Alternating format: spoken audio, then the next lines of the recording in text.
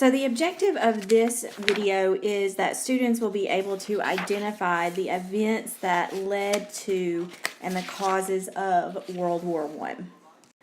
By the end of this video, you should be able to list the 5 causes of World War I, the immediate cause of World War I, the Allied powers, be able to identify the Allied powers, to be able to identify the Central powers, and identify the Black Hand Society and their role in the start of World War I. So here's a visual as we go through the causes of World War I to really help you understand what was going on in Europe at the time. Remember, this is a European affair that America will eventually get involved in, but at the start is not involved in. So there's a simple way to remember it, and it's the word main. And you have these 4 causes right here. If you think of Europe as a powder keg, and you have all this gunpowder inside it, and this fuse that comes out of it. The powder keg is made up of militarism, alliances, imperialism, and nationalism. But with all of that stewing there, you need something that causes a spark and causes all those things to explode. And that's going to be the assassination of Archduke Franz Ferdinand. So going back to the objective, these are the things that you're going to have to be able to identify and explain as the causes of World War I. So let's first talk about imperialism. We've already talked about imperialism a little bit this unit, and we talked about how America became an imperial power. Remember, imperialism is the policy of extending a nation's authority over countries by economic, political, or military means. So a bigger country going out and controlling smaller countries. Well, America was not the only country participating in this rise of imperialism. European countries were as well. England, France, Germany. They were all wanting to be imperial powers. Germany was struggling because they weren't as industrialized as, say, England, but they eventually will join this race as well.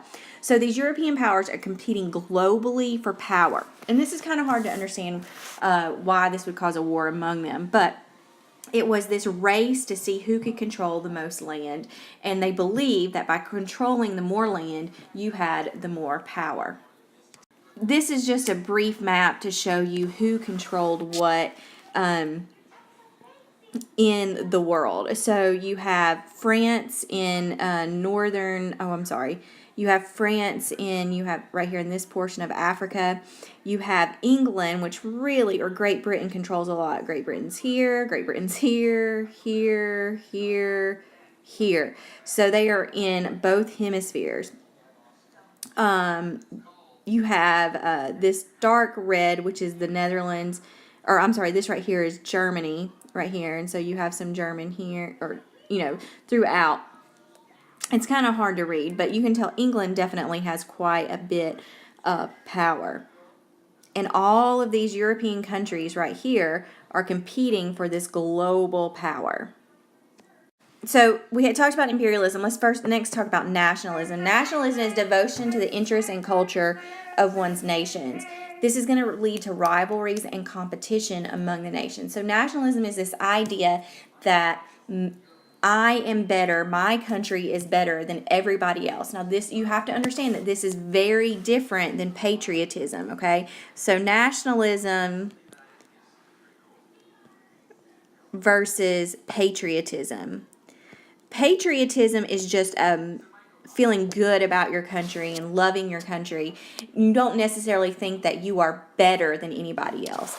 Nationalism is this idea that you are better than anybody else and that you're willing to defend your country. When I think of America, I think of patriotism as apple pie, baseball, football, those kind of things.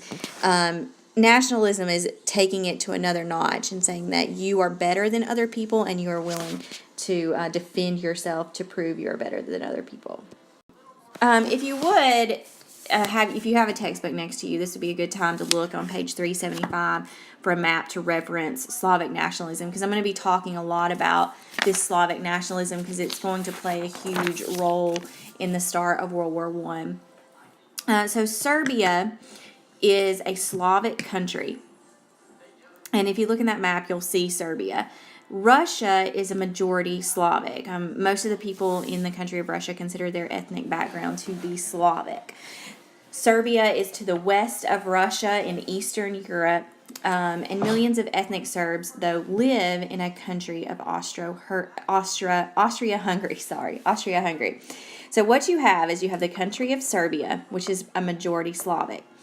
Austro-Hungary has a large number of Serbs that live in Austro-Hungary that consider themselves Slavic.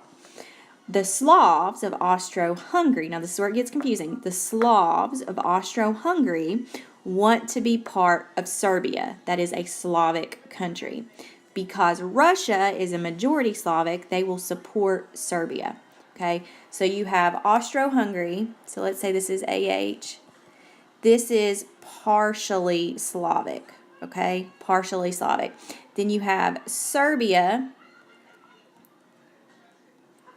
and it is all Slavic, all Slavic. And so these Serbs want to be part of Serbia. Okay, so these Slavs want to be part of Serbia. So this creates a tension because these Serbs are creating a mess here trying to get to be part of Serbia.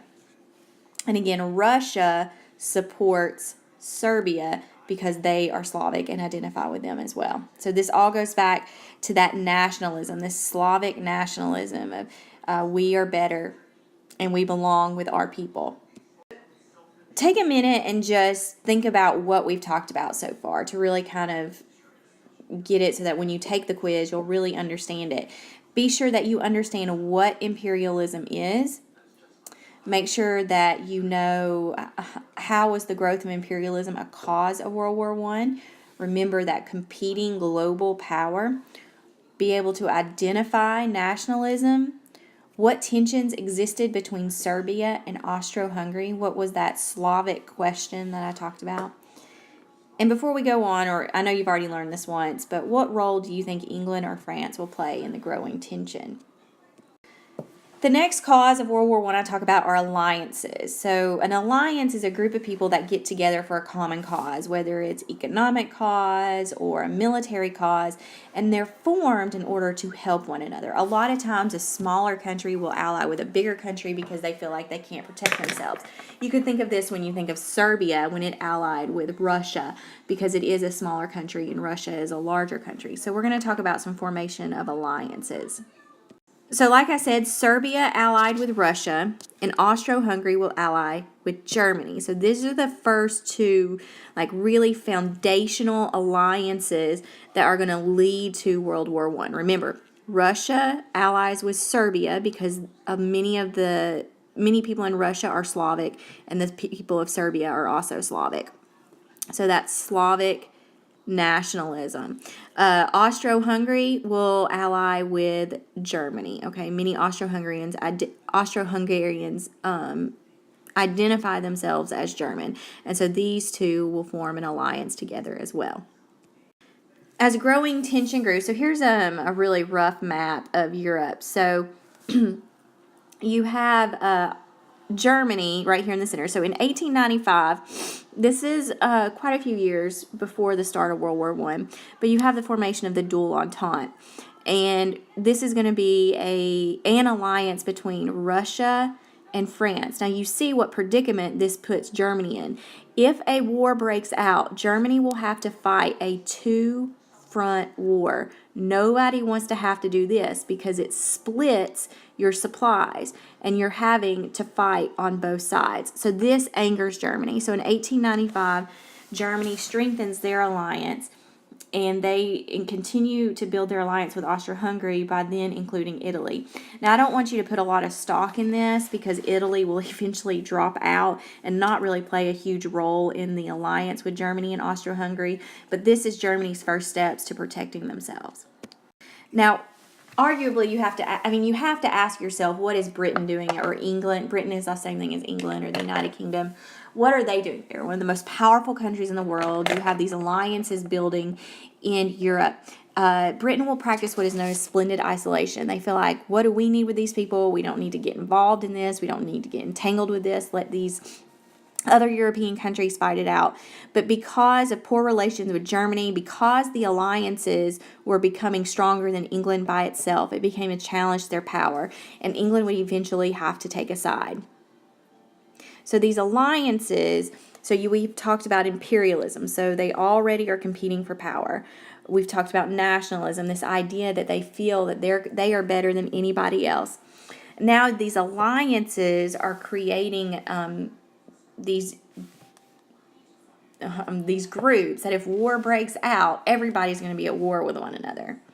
So in 1907, the dual entente turns into the triple entente, and England, right here, joins with France and Russia. Now Germany is still in a pickle because if war does break out, they still have to fight a two-front war. The next cause that I want to talk about is militarism. And militarism is the development of armed forces and their use as a tool of diplomacy.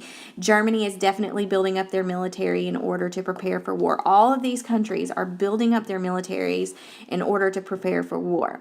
So everyone is just super nervous. These alliances are being formed.